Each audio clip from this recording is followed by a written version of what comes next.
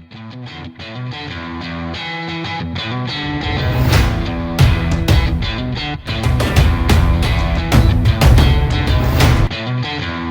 guys, welcome back to my channel. Today we're going to be talking about horror movies. Specifically, my horror movies. These are the ones that bring me comfort on a rainy day or if I'm sick, or movies that I watch every Halloween. It's a must. I don't watch these all in one sitting on Halloween. I watch them throughout the month, but nonetheless, they do get watched either throughout the year a couple times or during October. I got a couple honorable mentions, but first I want to start off by saying these are not in any particular order. There is a number one, but other than that, there's no 2, 3, 4, 5, whatever. Here are a couple honorable mentions. Here we go. First one up, The Exorcist. This is a movie that frightened many people. I was probably too young to watch this when I first saw it, but anyway, 28 days later, this was one of the movies that I was first introduced to once I started transforming into more adult horror movies. A recent movie that came out not too long ago, I loved it when I saw it, and I went back and saw it I think 3 times in the theater. Annabelle Comes Home. The first Annabelle didn't really hit the landing for me. Second one, Creation, that did a lot better of a job, and I think most people in this realm of movies and people who love horror movies will pretty much agree that Creation was a step above the original Annabelle. But for me, Annabelle Comes Home, that just like... Next up is Creepshow. I got the Creep right there. I have the NECA figure coming in the mail, but I love Creepshow. I love number 2 also, but it didn't quite make the cutoff. Specifically, a segment where they're on the beach with Leslie Nielsen, who played in Naked Gun. It was fun to see him in kind of like a villainous role. I mean, it's got zombies. It's got a guy with some weird fungus thing going on. It's awesome. I love that movie. Next up is the remake of the Wolfman. I'm pretty sure it came out in 2010. I think more people hate it than more people love it, but that is a movie that I do really like. I actually saw the remake of the Wolfman before I even was introduced to the black and white Wolfman from the 40s. And speaking of that, that also made the honorable mention list. The original Wolfman. I think I just have a thing for the Wolfman. I don't know. I love that movie. I have all the Universal Monster movies. So now we're getting into the movies that are past the honorable mention. Like I said, no particular order. There is a number 1, but other than that, they're just movies that I love and I love watching. So I'm gonna start off with Shaun of the Dead. Now, this is not a straight up horror. It's got comedy thrown in there. It's also got some heart. I consider it a horror movie. It's got zombies, it's got blood, it's got gore, it's got thrill, and it's got fear. You fear for those characters. So Shaun of the Dead is a movie that I hold dear to my heart. I think a lot of people do, and it's something that gets watched in my house frequently. The movie that made me check behind my shower curtain, Psycho. That scared me so bad. And then the twist at the end. If you haven't seen Psycho, I don't know why. Go check it out. I'm not going to say the twist. Definitely very creepy, and it's going to make you want to check your shower curtains when you're taking a shower. Next up is The Conjuring. I also love The Conjuring 2, but as you saw earlier, it did not make it onto my honorable mention list. James Wan, he's a master of horror. He knows how to give you chills. He knows how to freak you out. He knows how to make you sleep with the lights on, and that's what he did for me. Another movie that intertwines comedy and horror, and they do it in a fantastic way. If you don't want to call it a horror movie, fine, but I do. It's got zombies, it's got blood, it's got fear. Zombieland. For 10 years, Zombieland has been on my list of I need to watch it during Halloween and I need to watch it when I'm sick, because that movie knows how to creep me out with the zombies and it knows how to make me die laughing. The opening when everyone is just doing their normal stuff and the zombies are attacking. The scene where the guy's just wearing the white suit and he's killing all the zombies in slow motion and then there's zombies creeping up behind him. That just kills me. I love that movie.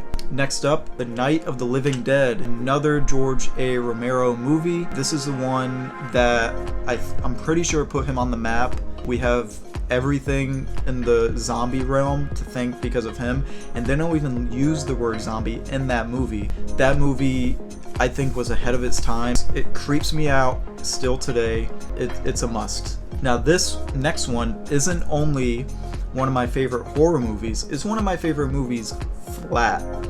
It's a long one, The Shining. I love The Shining.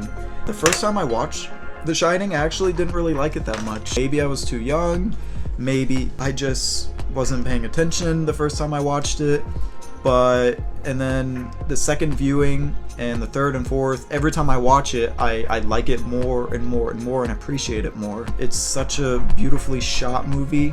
There's documentaries about the behind the scenes of how it was made. Jack Nicholson and I forget who played Wendy, the actress, but apparently they went through hell on the set. The lead actress who played Wendy was, losing her hair just from how stressed out she was. The Shining is a horror movie that, to me, does everything right. I don't know, maybe the first time I watched it, I was just in a bad mood. The Shining is one of those movies where if I don't watch it, it doesn't feel like Halloween.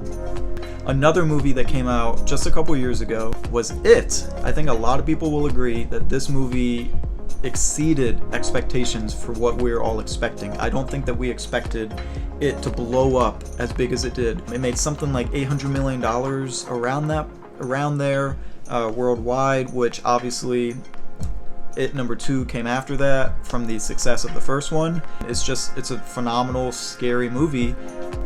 Like I said, apparently I'm a Wolfman guy, but this one is The American Werewolf in London. This made me never want to go to London. It actually never made me want to go to The Slaughtered Lamb, Day on the Roads. That movie was also one of the first horror movies I was introduced to. The American Werewolf in London not only is a movie about a werewolf hunting and killing people randomly, but it also focuses a little bit on the psychological part of what this man is going through. The lead character, I forget his name, but he watched his friend die next to him, and he keeps seeing him pop up in random places, and each time he sees him, he's decomposing. I thought that was really a cool thing to see, is not only is this guy already dead, and he's dead, he's decomposing each and every single time we're seeing him, and that our character is seeing him. And he even gives him a little bit of advice.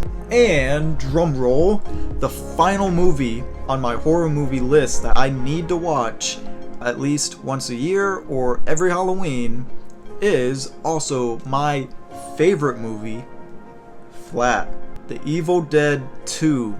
Now, when I was putting together this list, I almost cheated, because when I think of Evil Dead, I think of 1, 2, and Army of Darkness. I think of it as, some people think of the Star Wars trilogy as just one movie. I think of that as Evil Dead, because when I watch Evil Dead, I watch all 3 at once. It's just a connective story that keeps going, and it's just really hard to pick out of the 3. I came to the conclusion a couple years ago that number 2 is the one for me that is my favorite. It's the one that kind of reinvents the first one, because if you remember in the opening of Evil Dead 2, his friends, Ash's friends, played by Bruce Campbell, they're not even in the opening, because what had happened was when Evil Dead 2 was coming out, it was years after the first one. And also, don't quote me on this, they either changed distributors or they changed the production studio, so they weren't able to use the footage from the first Evil Dead. So Sam Raimi, he kind of reinvented the first movie of what actually happened. You can see Ash is with Linda in Evil Dead 2, but you don't see his sister, you don't see Scotty. Sam Raimi, he did a phenomenal job kind of reinventing it. He even threw in, this time, some humor. Army of Darkness throws even more humor in there, but Evil Dead 2 found a great way to intertwine the humor and the horror, but keep it mainly horror and have that kind of shadow over the humor, and just kind of, sprinkle that in there. I love that movie so much that I think I was like 10 or 11 when I first saw it, but I remember going as Ash for Halloween the first time I saw that. I just fell in love with it. So that's going to do it for my top horror movies that I watch either throughout the year or every Halloween during October. I would love to hear your movies, so if you want, go ahead and throw them in the comments. Thanks for stopping by, and I'll see you next time.